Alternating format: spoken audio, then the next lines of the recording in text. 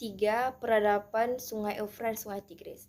Sungai Eufrat dan Sungai Tigris terletak di negeri Irak sekarang. Dulunya Sungai Eufrat dan Sungai Tigris terletak di pegunungan Armenia dan bermuara di Teluk Persia. Sungai tersebut mengalir hingga ke muara, dan sungai tersebut membentuk suatu wilayah yang subur dan disebut dengan Mesopotamia. Sumeria, dulunya sekitar tahun 3000 Masehi, bangsa Sumeria mendiami daerah Mesopotamia. Bangsa Sumeria merupakan bangsa yang paling lama mendiami tempat tersebut, dan dulunya mereka hidup berburu dan kemudian membuat bendungan, mengendalikan banjir dengan cara membuat bendungan, bendung tanah, terowongan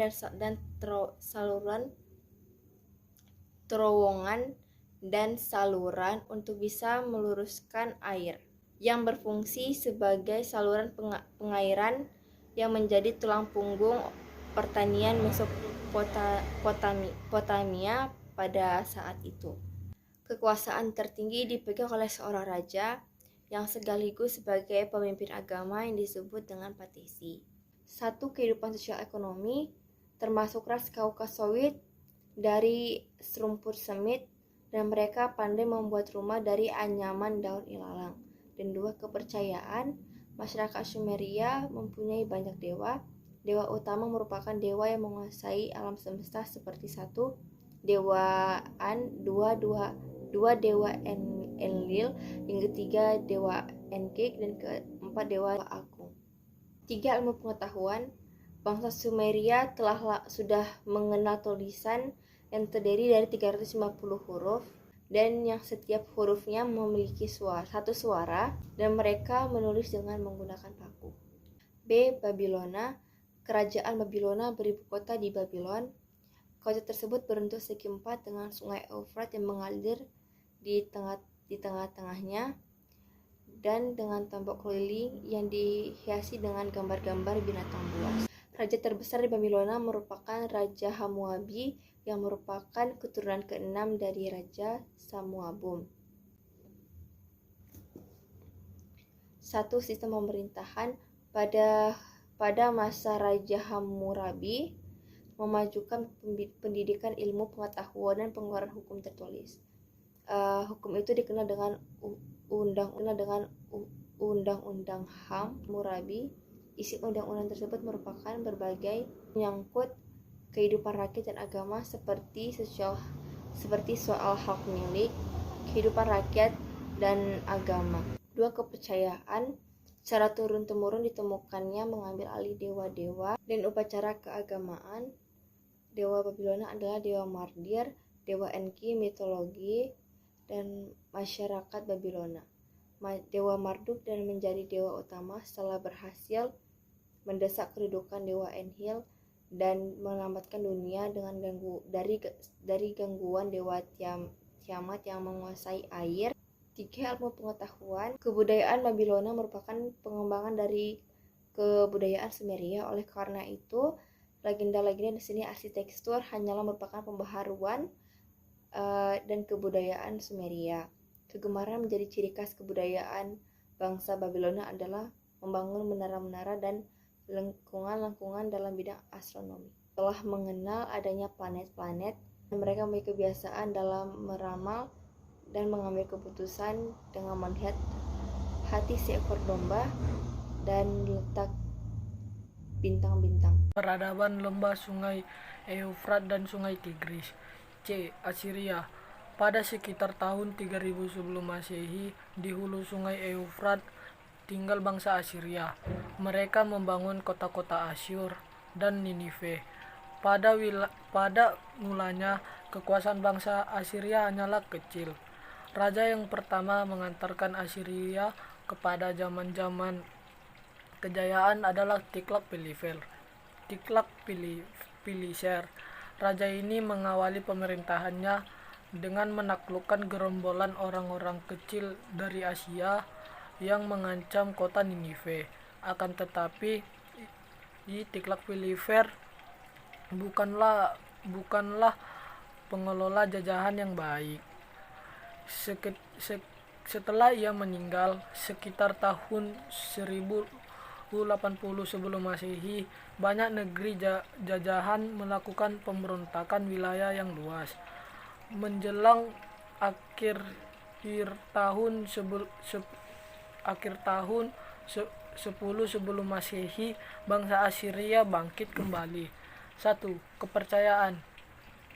Seperti halnya bangsa Babilonia, bangsa Assyria mengambil ahli-ahli dewa dan upacara keagamaan Sumeria dengan melakukan perubahan. Utama mereka adalah dewa Asyur sebagai dewa matahari yang dilambangkan dengan roda.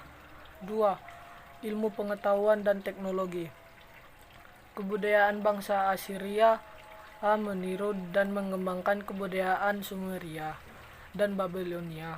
Pada masa pemerintahannya, raja-raja Assyria, astrologi, arsitektur, matematika, seni patung, dan seni pahat berkembang dengan pesat.